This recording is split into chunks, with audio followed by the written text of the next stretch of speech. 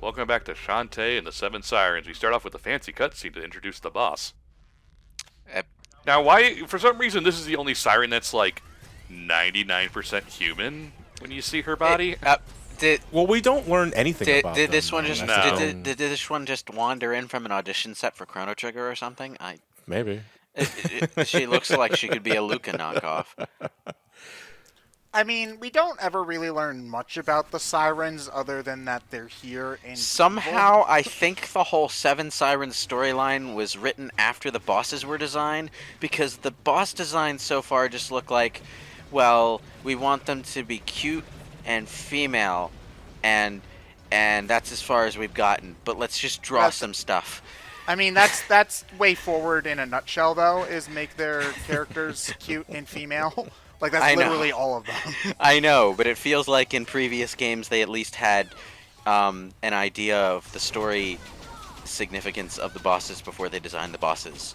Yeah, because I feel there was still a degree of effort put into like writing the villains after designing them and all that. I feel they're, with acceptance of the final one, the Sirens were just designed, put in the game as boss, and that's it. Like, don't. Yeah, I mean, put much like, thought into them okay, the afterwards. bosses in the previous Shantae games that I've seen, they all seemed like fairly organic parts of the story, you know? And they weren't all pretty women. There was... Sometimes they were squids. Like, Yeah, yeah, but you had Squid Baron, you had Ammo Baron, you had Hypno Baron, you know, yeah, the Barons in but general. in this case, it's like the designs. Well, they're certainly bosses, but they don't fit the concept. Like if I were to write a story about seven sirens that ruled the land secretly from underground, I don't think Plant Woman and Luca knockoff from Chrono Trigger inside a fucking bathysphere would be my first thoughts on how to design those bosses. I'd probably go a little bit more mystical, but I mean, that's not This- really... It's weird because this game does set up some things that will probably be used for Shantae 6, but Well, this Yeah. series is weird in that they've set up stuff as far back as, like, Game 2 that they haven't resolved yet. Yeah, but at the same time, I wish they'd stop doing that. A little bit. You know, that's I the want to thing. know It's like- more about like what the hell killed Roddy Tops and what the hell that guy from Pirates. There's a lot in Pirates Curse that they. Just, where did the genies go? Yeah, It's where like, did Yeah, the genies you know. go? exactly. Like what was the Hypno Baron's deal? I in don't- The second game. I mean, I don't mean to diss the series and all, but, you know, this is not exactly a franchise where you're always guaranteed a sequel, so they might want to be a little bit more self-contained.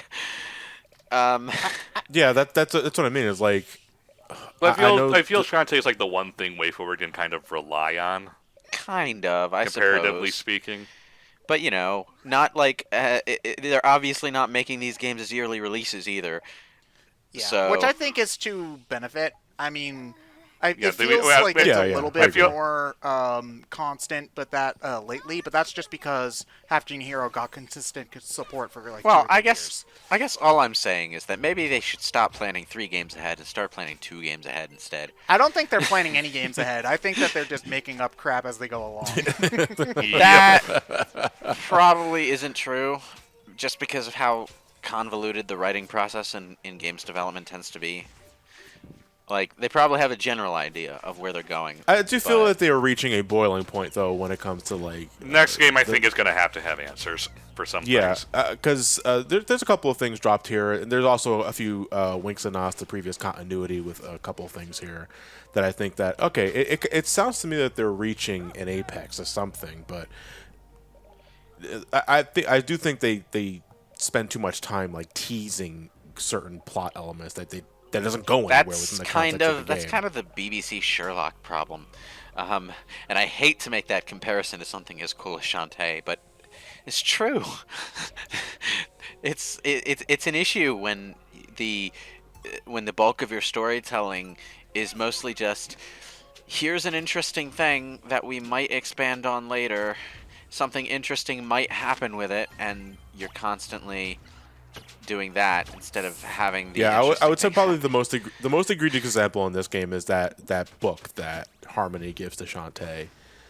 that has I don't remember what the exact contents of it was, but it has like It was stories like from all of passages. their genie moms. All the genies, including her mom. Yeah, like so, like they introduced that like around the midway point I think about the game, and then they forget about it, and then they bring it back at the end, and it's like I wouldn't have mind that if the rest of the game's story had something else to satiate the appetite, but it doesn't really do that. But at the same time, I understand that Shantae was never one to have that much of a deep lore. Well, I wouldn't. So I wouldn't know- say that it doesn't necessarily have a deep lore. It's just that it's inherently a much more lighthearted game. So while there is interconnected threads, it never takes itself too seriously. Or when it does take itself seriously, it does so at the right time. Or it does so more in a children's cartoon sort of serious, where it's not Right. really serious, but I'm sorry. But I feel that children's cartoons tend to have more depth than what Shantae is trying to emulate. Why pulled pork? And- Who thought pulled And pork was a good Pulled idea? pork's delicious. I like pulled pork. Pulled pork's amazing. Ugh. Jesus Christ. Man, the real controversies here on BrainScratch comms. Why would you ruin a perfectly good meat by doing that to it? Come on. I mean, it depends on how All you they prepare do it, is but just that's- slather it in barbecue sauce. I mean, that's not. If- That mean that's one If version you- of pulled If pork. you need to slather something in barbecue sauce to make it taste good, you haven't cooked it right.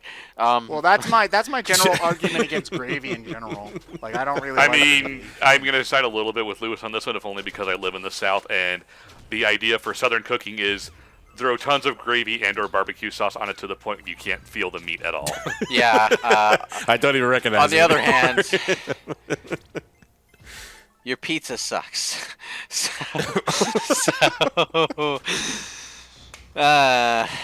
That's not pizza, Lewis. says- Don't dishonor says- the name of pizza. Says the guy who lives in the glorified New York suburb. New York I don't style know, but is. here's the thing, though. Is like I don't know if Lewis is dissing Georgia pizza or Chicago. He means Chicago pizza. because he's talking to me. Oh, okay. Well, in that case, I agree because it's not pizza; it's cake. It's better than St. Louis style, at least. I don't know what St. Louis. It's style a cracker. is. it's tomato cheesecake. It's not pizza. It's tomato cheesecake. Okay. I'm never But- gonna If I unsee ever that now. if I ever get you guys to Chicago with me, we're eating at all the deep dish restaurants. Just nothing I but. would rather die. I'm just kidding. I wouldn't. Fine, we'll go to Portillo's too. Get a hot dog and stuff. Yay! I like hot dogs. But what was I gonna say? Oh yeah. So it's not that I don't think that the games can't be serious or don't have good storytelling. I think it's just that each Yeah, game I does have a don't want fairly Shantae each game does have a fairly self-contained story with hints to bigger thing that's going on. And I think the thing that's a little bit frustrating is that for the most part the lingering threads don't really connect to the next game or even the game after that. Like the Yeah. the only example I can think of is Risky's Revenge and Pirate's Curse are really the only ones I can think of where stuff that happened in one game actually affects what's going on. in the and that had more to do with Risky's Revenge not being finished in the first place. and also with it ending with Shantae losing her powers. So They and needed that. They needed to build around that because they couldn't just have her magically get them back for no reason. At the start of Yeah, the next game. it's like it's a little like the Legacy of Kain situation where they knew they couldn't finish the game that they set out to make, so they deliberately ended the game that they had to finish on a note that would allow them to continue in the next one. yeah, and I think it Yeah, also I'm not has the asking benefit for- of being able to be a little bit more substantial because it allowed Risky to grow as a character because she wasn't an antagonist, which was interesting. Yeah, that's the thing. Is like I'm not asking for a tonal shift with Shantae. I just wish it had a little more depth. Yeah. Like you can keep it lighthearted. I mean, that's what I identify Shantae as. It's lighthearted, jokey adventure sort of thing. But I still even think those kind of lightheartedness can have depth to it, Yeah. like a Saturday morning cartoon. Well, Yeah. Paper Mario exists. We have examples. I don't know. I don't know. You say that, but Thousand Year Door kind of goes beyond Saturday morning cartoon at points. Yeah, So, there's a noose in the middle of the town of that game, Yeah, and a chalk outline of the know. Japanese version. I know, and it also has the mob. but even if you There's a mom in that game who has a gambling addiction and leaves her son alone all the time, and he's depressed because his dad doesn't have a stable Hey. job, and his mom spends all time in the casino, and it's really freaking depressing. you say that as if that kind of humor humor wouldn't work for Shantae, but I think it definitely would. Oh no, there's some dark No. humor in Shantae. Oh no, we're not necessarily talking Shantae. We're talking more kids cartoons. But Oh, then yeah, again, yeah. I look back and then Hey Arnold had Miriam. Oh. You know, I'm just Oh, saying. you know what? I'm just realizing that she's basically like senile and delusional. she's the drunk stay at home. All She's also an alcoholic. I'm Oh, really saying, wait, sorry. I mistook Muriel with the Arnold's grandma, who also probably, was like senile and barely together. But yeah, no, she was an alcoholic. Oh god, they were gonna make the like 60s were fun, but I'm paying the They were price. gonna make a spin-off about the Patakis. yeah, it was Which going is to be the like weirdest even thing. more depressing because I think like they were gonna be Helga was gonna be teenaged or something like that, and man, that was Yeah. a weird era for cartoons. I should go back and watch some Hey Arnold and see if it holds up because I haven't watched that in years. That era of cartoons ended too young. It died too young. Yeah, I would have to. I mean, I don't want to sound like a crusty curmudgeon saying back in my day, cartoons challenged you in what you thought and think. 'Cause I still think cartoons today do that. Just not as much. But at the same time, I'm also not looking for them because I'm not of that demographic anymore. Sort of. I think it's more that Things were streaming services have more freedom to do that, while the normal quote-unquote networks are desperately trying to play it safe because yeah. people's dying. That's kind of what I was gonna say. It's like back then, television in general and cartoons in particular, while they did have like censorship issues to navigate around, they were a lot more experimental, and it led to weirder and more intriguing ideas. Yeah, they had to like work around certain things, I guess is the thing. Like That too. one of the things that I don't watch the show, I can't speak of its quality, but like the new She-Ra show, I think just basically officially made her gay with the cat girl whose name I don't remember. And like that's great. There were episodes of other cartoons, from my time and even before that, which had like analogs for gay or lesbian issues. I mean, and stuff like that. the other thing is that when we were kids in the '90s, that was much less acceptable than it is Yeah. now. Yeah, it was still more of a punchline than it was just like good for them Yeah, sort of the deal. yeah, but I Which guess isn't necessarily a problem with the show. It's just recognize the time in which it was made. Yeah, social values around that time period. yeah. But I'm just saying that it's absolutely great that we can do that, and I'm not saying we shouldn't. Maybe it. I don't know. It lends to a different feeling when they have to like talk around it versus just being able to do it. That kind of stuff is related, but not exactly what I was talking about. I was just talking about the general creativity of things. You wouldn't necessarily have gotten something like Ren and Stimpy in more recent times. I mean, some of the newer stuff is still pretty bizarre. Like I I mean, a lot of the quote unquote adult animation is just as ugly looking.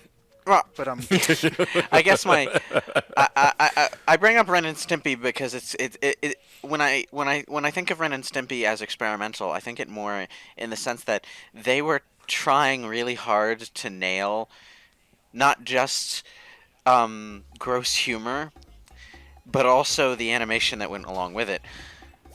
Like before that, did we really have shows that did that kind of thing with animation? MTV, Liquid Television. yeah, but that wasn't all- really aimed at kids ever. though. MTV? No, but it was, yeah, like MTV, Liquid Television era was all about that. That's like Beavis and Butthead. Beavis and Butthead, I'm- Max, Daria a there little was, bit. Are we talking about? Eon Flux. Are we talking about some like a mythical age in the past where MTV was actually good? Oh, Does MTV still gather around, exist? children. Gather around, MTV children, where I will tell you the tale M- of when music television had Music. MTV still exists, and nowadays they make a business of ruining my favorite fantasy novels. God damn it, Shannara Chronicles, why? They also are like 90% reality TV. That too. Well, that's all TV is 90% reality TV. So Yeah, because they don't have to pay writers for it.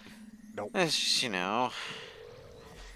The Shannara Chronicles, I was looking forward to it, and then I watched it, and it's all like Twilight. Bad. It's all like Twilight tier teeny bopper nonsense, which is weird. Well, Real, I think it's because their average viewing age is like 13 to 15. So it's like that was not a book that needed to have a prom scene added. I'm sorry, but it but wasn't. we gotta go to the prom and completely define my entire But the prom's existence up- tomorrow.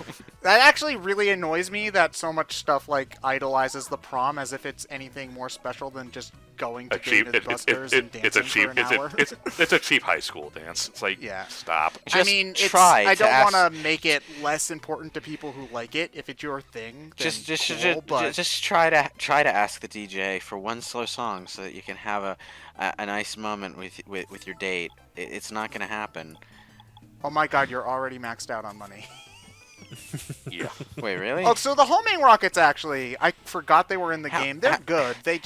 I think the homing rockets are balanced the way that the magic should be, where they're powerful and really good. They just cost a lot of magic, so you can't use them all the time. Like, I think that's the balance level that the magic should be. Whereas, the pike balls you can just have on for forever and it doesn't matter. Ever. What, I'm sorry, is talking about the game too boring for us now? I was about to say, like, how much money are you allowed to carry? 999. Really? And it doesn't do the thing that some games do where if you have the max, the game will still, like, count over the max. Some games do that, not this one. If you have max money, spend it, because otherwise you Are lose that wasting money. Yeah, pretty much.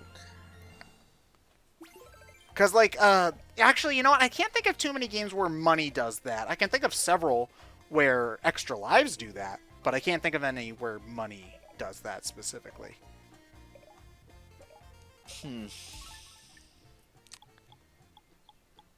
So, like, wait, is that fat guy there a fanboy? Of genies, yes. And he trades us trading cards. Okay. Well, a money. trading card. Okay. Squid Smith. I love the Squid Smith, and I'm so glad that she's back, because this was, like, my favorite thing in Pirate's Curse, is just you take these things and you squish them into hearts, and it's like, it's that kind of thing, that I think I really like the Shantae brand of humor for, where it's just like, okay, you collect these heart squids, and instead of them giving you a heart or turning into a heart, you fucking squash them, and then they become the heart holder.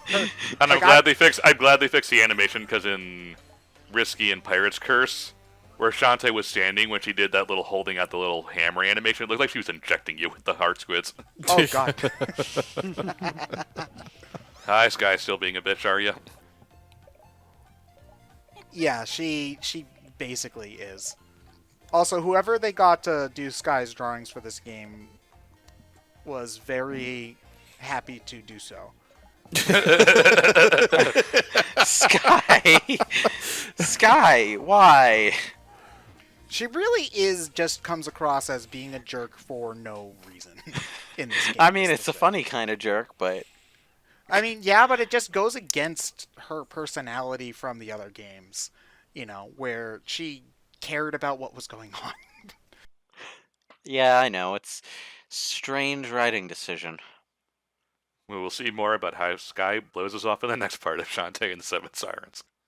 You want to rephrase that, maybe?